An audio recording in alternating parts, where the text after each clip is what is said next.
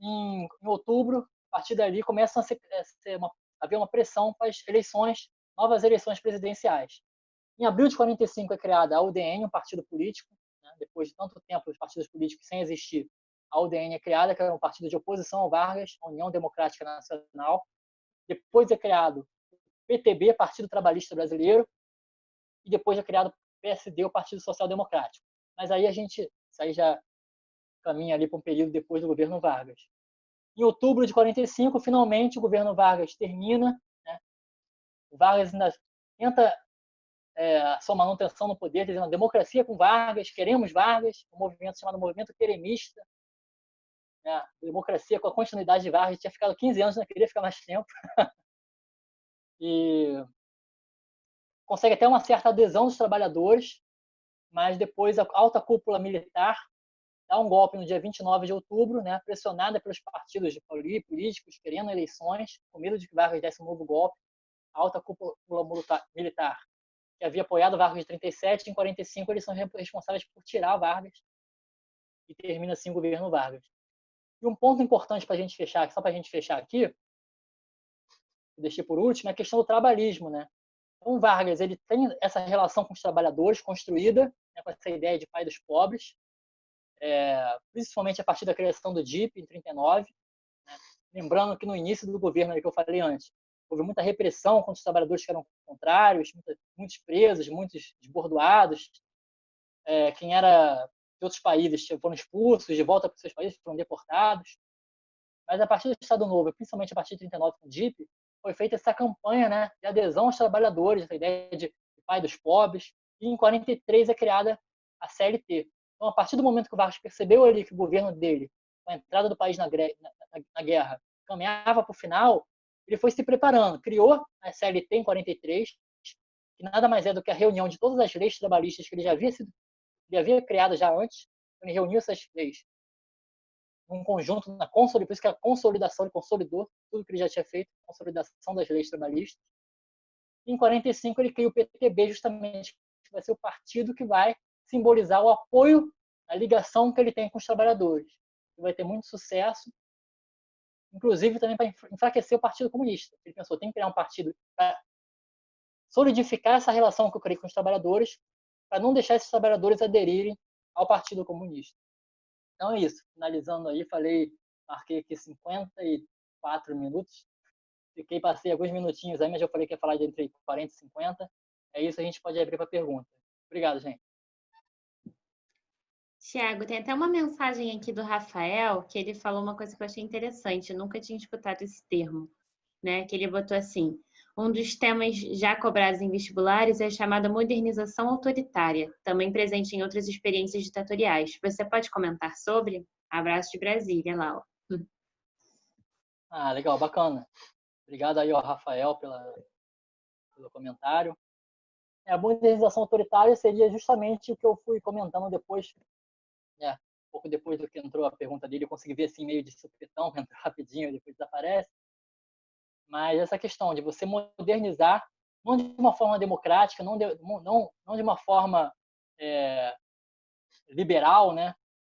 Deixando a iniciativa privada tomar a iniciativa, sem querer ser redundante, mas me fugiu a palavra aqui, mas de cima para baixo. Então, o próprio governo, a partir da sua visão, né? A partir da sua iniciativa,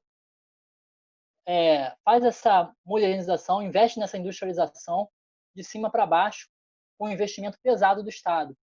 Justamente isso que vai acontecer no governo Vargas. Você vê aí que as primeiras grandes empresas que vão surgir, que vão alavancar, né, o capitalismo brasileiro, vai ser a Vale do Rio Doce, como eu falei, a CSN. Né? O petróleo foi descoberto em 39, depois de 53, já no segundo governo Vargas, vai ser criada a Petrobras, e já no segundo governo Vargas também vai ser idealizado um projeto da Eletrobras, que depois vai ser criada já no governo do João Goulart, depois nos anos 60. Então, é o governo brasileiro aí, né, de cima para baixo, se organizando, investindo pesado para o Brasil sair daquela condição primária exportadora e entrar na era industrial mais moderna, mas, por outro lado, de uma forma autoritária, sem dialogar com a sociedade, sem planejar junto com a sociedade, imposta de cima para baixo. Entendi. Ah, tá. Agora ficou mais claro, assim, porque quando a gente pega o termo, assim, a gente fica, como assim? Aí agora tudo se encaixou, né? Todos os passos que ele estava dando ao longo dos governos, tanto do provisório, e depois veio a parte da Constituinte, depois o Estado Novo, sempre tinha um caminhozinho, assim, já caminhando para um governo um pouco mais autoritário, né? De Vargas. E aqui tem uma pergunta também do Marcelo. Acusações de corrupção no governo Vargas eram procedentes? O suicídio de Vargas, como explicar? Duas, né? Aí é aquilo que eu falei, né? Vou entrar... Porque esse período já pega um momento que a gente não pegou aqui na aula, né? Sim. Está falando aqui dos 90 anos, de 30, período que vai até 45. Aí já é o segundo governo Vargas, dos anos 50, que é um outro contexto. Sem querer assim, me estender, acabar falando demais sobre o contexto da época, é que existiam essas acusações, né? Algumas coisas em relação aos anos 50, que aí apareceram porque não era uma ditadura. O Vargas teve uma certa dificuldade em governar nos anos 50, justamente porque, apesar de ser um grande estadista, um grande estrategista, eu sempre comento que ele governou grande parte do governo dele com mão de ferro. Só o momento que funcionou a Constituição ali foi de 34, julho de 34 até abril de 35, quando foi criada a Lei de Segurança Nacional. Ou seja, foram ali 10 meses, ou um pouco menos do que isso, 8, 10 meses. E o resto, todos os outros 15 anos, os 14 anos de 2 meses, foi tudo com mão de ferro. Então, tiveram algumas acusações também, mas é claro que nos anos 50 também, até por razão, como não existia censura, o Vargas teve um grande adversário na imprensa, que vai ser o Carlos Lacerda, que tudo que de problema que acontecia no governo, ele colocava na conta do Vargas, dizia que Vargas estava cobertando os corruptos. Algumas denúncias eram infundadas, outros tinham, sim, né, mas não necessariamente havia provas de que Vargas estaria envolvido diretamente nisso. Mas fato é que o que vai levar à renúncia de Vargas são, nos anos 50, sem querer entrar em contexto, falar demais também, senão a gente vai falar mais 15, 20 minutos desse novo período. A gente estava num contexto ali de pressão em relação ao petróleo, né? Empresas de outros países querendo tomar o petróleo do Brasil, né? Com a criação da Petrobras, houve uma grande pressão contra isso, contra a criação da Petrobras. A Shell queria entrar no mercado brasileiro. Houve também essa questão política, dos adversários políticos. Ainda você vai ver que existia um revanchismo muito grande contra o Vargas, pelos 15 anos quase totais de ditadura que vai acontecer. Então, Vargas vai criar inimigos políticos muito fortes que vão querer a cabeça dele o tempo todo, nos anos 40, nos anos 50. Né? Inclusive, João Goulart, depois que sofre também a questão do golpe militar, ele era um cara que estava ali e representava a continuidade de Vargas. Por isso que havia tanta raiva em relação a João Goulart, que ele foi ministro, inclusive, do Vargas, e era conhecido como continuidade de Vargas no poder.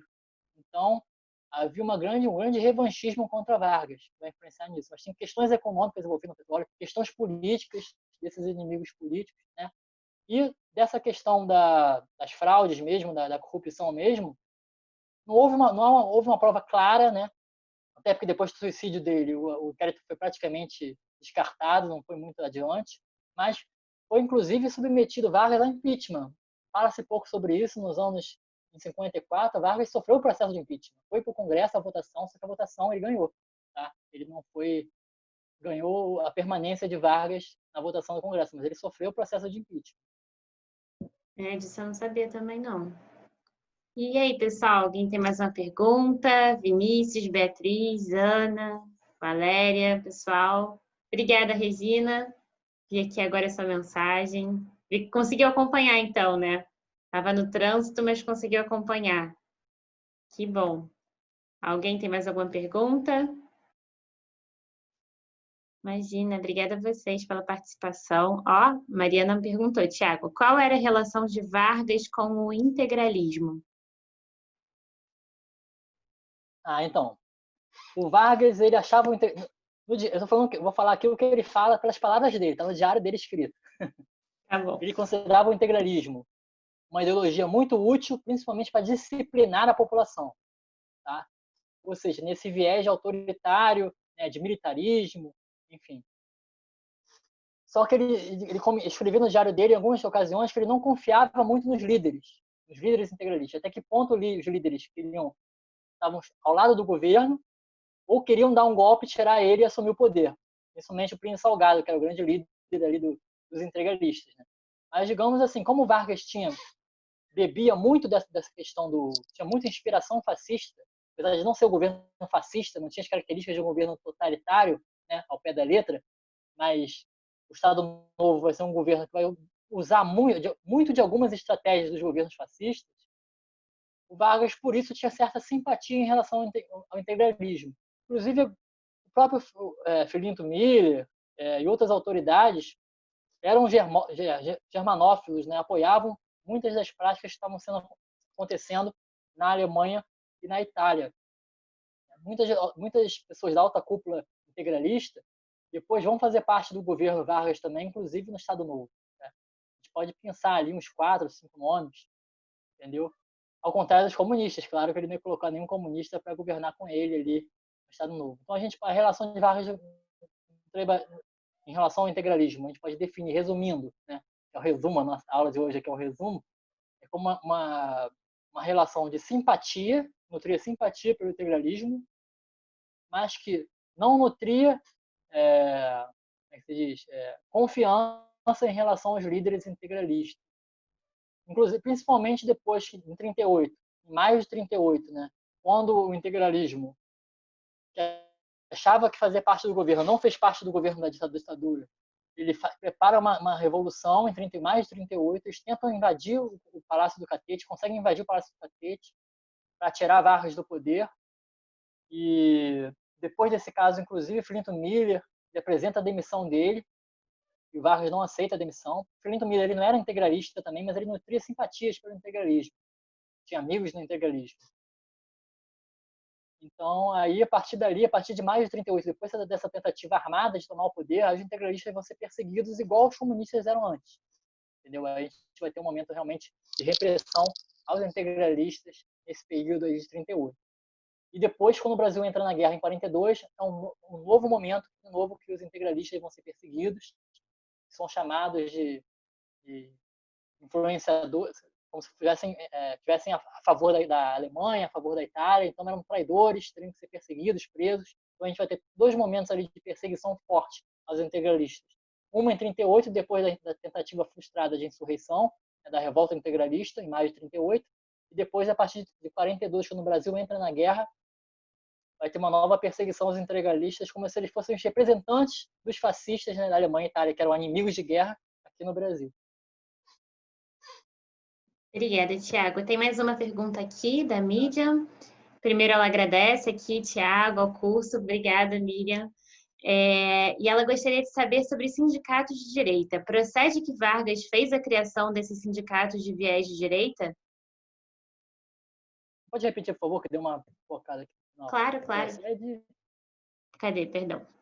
Procede que Vargas fez a criação desses sindicatos de viés de direita?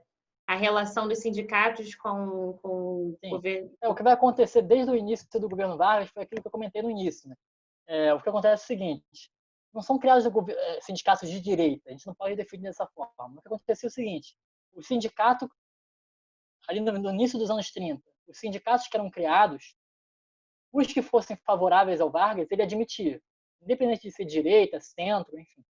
Os sindicatos que representavam ameaça ao governo, que tinham gente ali que representavam ameaça ao governo, comunistas, ou ou até, em alguns casos, integralistas, que eram mais radicais, que queriam derrubar o governo, esses não eram aceitos. Então, automaticamente, só ficavam registrados no Ministério do Trabalho.